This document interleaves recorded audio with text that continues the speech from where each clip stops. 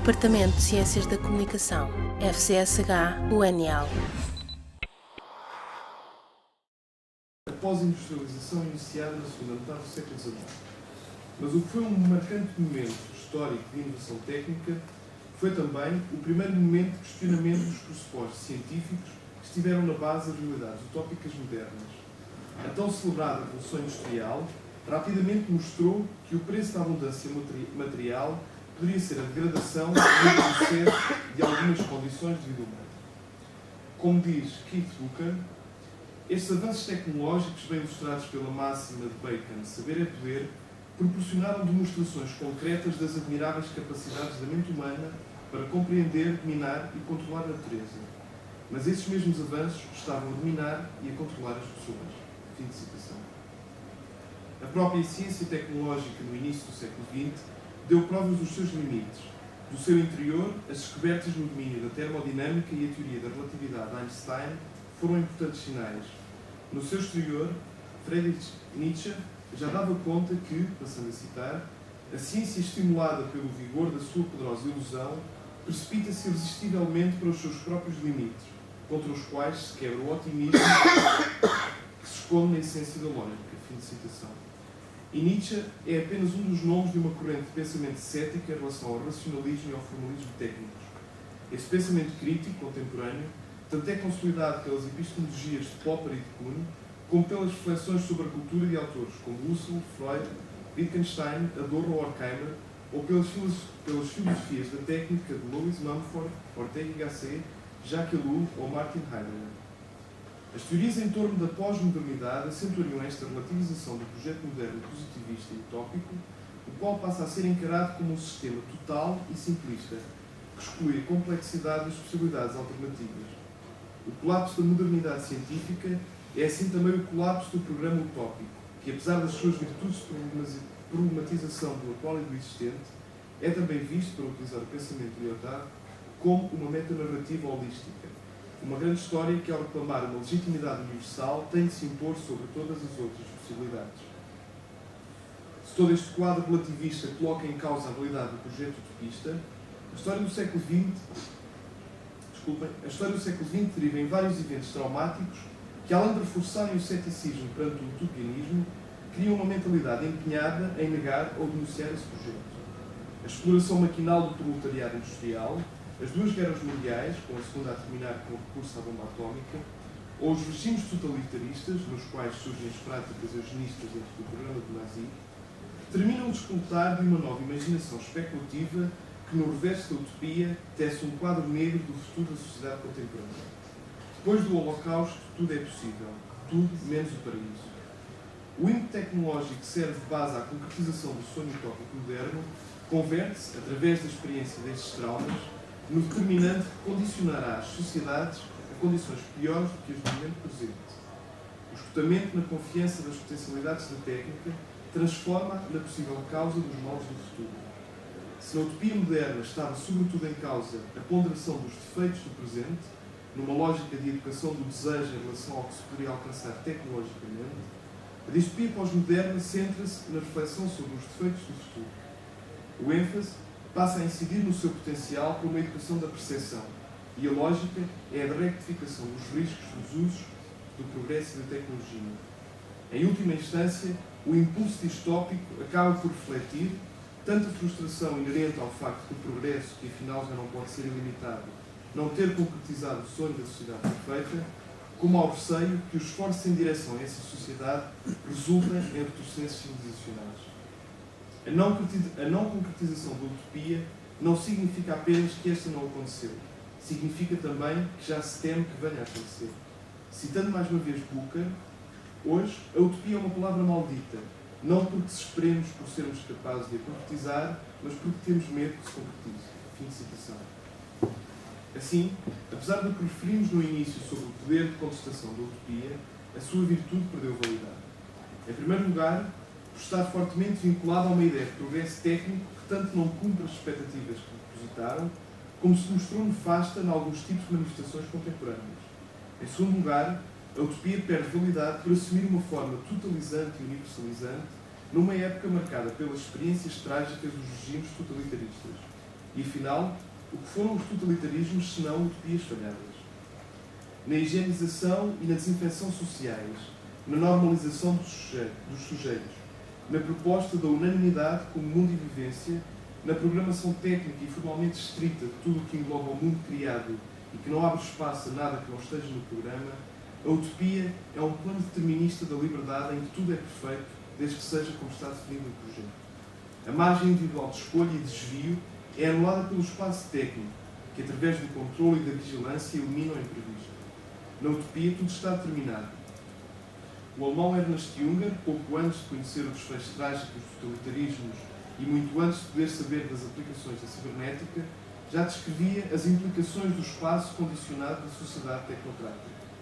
Citando Jünger, o próprio desconhecido, o insolucionado, torna-se calculável, ou seja, na medida em que se torna possível um plano e um prognóstico das soluções.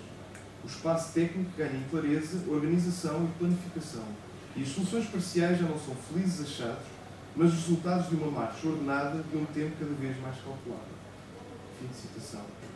Nestes termos, apesar de serem as distopias a retratar as prisões e as tragédias do futuro, são as utopias que podem ser vistas como cárceres sem muros. Foi aliás um insuspeito distopista, Aldous Huxley, que disse que os utopistas andam tão preocupados com o que deve ser que não podem prestar atenção ao que é. A falência da utopia parece então residir numa espécie de circularidade viciosa que o seu modelo encerra. Apresenta-se como um modelo de cooperação, mas ao se estabelecer como um sistema modular e plenamente integrador, forma um novo status quo sem alternativas, o qual só se resolve com uma nova utopia que já não tem como se realizar. É justamente no interior desta dialética que emerge o poder crítico das distopias. Estes mundos tornaram-se negros porque se tinham proposto como perfeitos, mas por isso mesmo falharam. Aqueles que, inconformados, conseguiram um distanciamento suficiente para questionar o condicionamento em que estavam integrados, foram aqueles que perceberam que os sonhos utópicos dos velhos reformadores se realizaram apenas para se transformarem em pesadelos. Também os escritores que, ao longo do século XX, deram forma a narrativas distópicas foram deste tipo de inconformismo em relação às transformações sociais, técnicas e políticas da contemporaneidade. Mas a esperança de solução dos modernos desaparecera, ou pelo menos escondera-se sob mantos de pessimismo e de ansiedade. As cidades do sol, eternas, impecáveis, estáveis, já não suscitavam admiração e antes intimidaram uma geração de escritores aos quais a inevitabilidade da felicidade pareceu assustadora. De uma forma radical, Goethe dissera que o homem aguenta quase tudo menos 2 dias seguidos de felicidade. A perspectiva imaginária que se impôs foi assim a distópica e, mais do que cidades perfeitas, insistiu-se nos mecanismos de degradação e de retrocesso. Mais do que propor e definir um mundo alternativo com um programa doutrinário e técnico, mostrou-se como seriam os mundos que não se desejariam. Esta derivação distópica formou a sua configuração cultural através de um conjunto de novelas e de romances que marcariam um novo tipo de produção literária e de imaginário. Ainda no século XIX, e sob o legado de Júlio Verne, possivelmente o último utopista, H.G. Wells foi um dos escritores que lançou as primeiras pistas desta mentalidade distópica em novelas como A Máquina do Tempo, 1895, onde estava, como se disse de manhã, aquela ambivalência entre uma espécie de sedução e ao mesmo tempo de temor sobre a técnica. Mas o cânon do género da distopia tecnológico-política do século XX só se estabeleceria através de 3 romances de certa forma marcantes. Nós, de 1921, de Evgeny Zamyatin, Admirável Mundo Novo, de 1931, de Aldous Huxley, e 1984, de George Orwell, de 1948. O poder destas obras foi o de extremar o desespero e a repetibilidade de cenários que levaram às últimas consequências à aplicação da técnica com os fins de um controle infalível e de uma estabilidade imperturbável. Zamyatin artificializou ou maquimizou o real num processo em que o próprio homem se transformou num dispositivo tecnológico plenamente formatado pelo seu código. Huxley serviu-se da química e do condicionamento genético e educacional para edificar uma harmoniosa sociedade de consumo tão plena que os raros dissidentes não resultam do tipo do seu caráter, mas são produto de erros estéticos, erros de laboratório. Orwell, o mais violento, criou um programa não apenas de uma alta sofisticação técnica, cujo maior símbolo é o telecrã, como capaz de transformar todas as dimensões humanas desde a linguagem, a história ou mesmo o amor. Não há alternativa na sociedade do Grande Irmão. As próprias possibilidades de rebelião são uma virtualidade para descobrir e denunciar os dissidentes.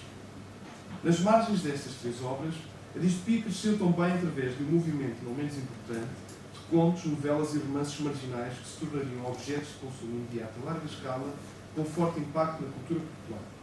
Mas tal produção não deixava de conter, mais ou menos profundamente, hipóteses filosóficas ou tópicos de reflexão sobre os papéis da técnica e da política nas transformações odiernas da sociedade, no rumo que o devir técnico do homem tomava. As questões económicas, sociais e políticas, tradicionalmente tratadas no âmbito teórico, foram integradas num campo cultural de função simbólica, que lhes conferiu uma outra visibilidade e provocou empatias com as angústias dos heróis reprimidos. Já não se celebravam as maravilhas técnicas em estilo aventureiro. O que estava em causa era uma visão realista e comprometida com a persistência do mal e com os desvios da técnica.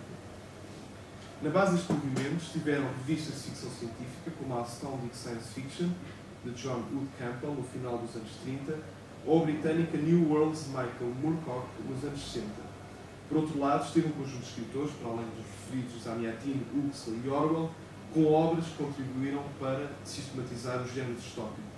Podemos falar do Edgar Morgan Foster, que se falou aqui de manhã, do checo Karl Capek, de Kurt Vonnegut, de Ray Bradbury, de Ben Nova, de G.H. Ballard, Ursula K. Le Guin ou o sempre presente Philip K. Dick. Para terminar, voltamos à relação entre distopia e utopia.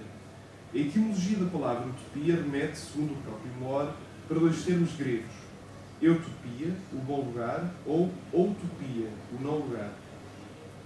Mas mais do que a dimensão espacial, tanto as utopias como as distopias refletiram uma dimensão temporal, uma dimensão que se projeta em relação ao tempo presente, do qual o espaço é apenas um efeito. O valor crítico de inspirar ou de advertir, que está implícito nas duas, é o da transformação do presente em função do devir. E ao se pôr o futuro em debate, é a própria reificação de progresso que está em causa, sendo questionado enquanto desenvolvimento cumulativo e permanente das condições presentes de nível técnico, material e político. Trata-se de uma mutabilidade histórica que, ao estar implicada, informa uma dialética próxima à teoria crítica de contestação do estabelecido e de ideologia. No entanto, repetimos, utopia e distopia separam-se em funções diferentes. É que, sem se esquecer a dimensão temporal, ao voltarmos à dimensão topológica da etimologia da palavra utopia, reconhece facilmente que a utopia nega a primeira acessão de bom lugar, mas também nega a segunda acessão de não lugar. Se efetivamente a utopia moderna nunca se concretizou e será até ao provar um lugar que não tem existência na geografia terrestre ou humana, a distopia parece mesmo ter-se concretizado nas atrocidades dos períodos negros do século XX. Esta inquietante qualidade complementa o seu efeito pedagógico. A distopia já inscreveu o seu lugar na história humana. Assim, apesar da distopia refletir os horrores que inflige aos que nelas estão contidos, tem uma função constitutiva aos que têm oportunidade de a ver de fora, neste caso nós. É metacrítica, a crítica que a utopia já faz à estrutura social existente, mas que cai, como referimos, na circularidade viciosa de se transformar numa nova estrutura sem alternativas. Não podendo ser a utopia o bom lugar, nem a utopia o não lugar, a distopia poderá então ser, afinal, para adaptar um conceito de Michel Foucault, uma heterotopia.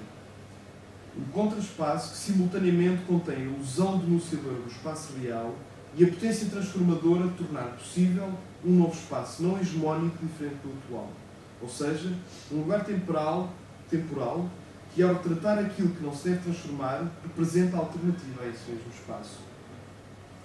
Dada a natureza futurológica da utopia e da distopia, a confrontação das duas, através do seu passado e sob a historicidade do momento presente, acabará por colocar uma última questão: saber qual o futuro reservado a estas duas figuras do alternativo, sem que se possa antever a validade posterior dos seus princípios, poder-se-á pelo menos avançar que a derradeira utopia não será distópica, pois tal não nos convinha, mas talvez assuma os traços não utópicos de uma conformação perante o interminável e o ininteligível, um estádio onde a consciência social e política conceda mais importância à problematização do que à solução.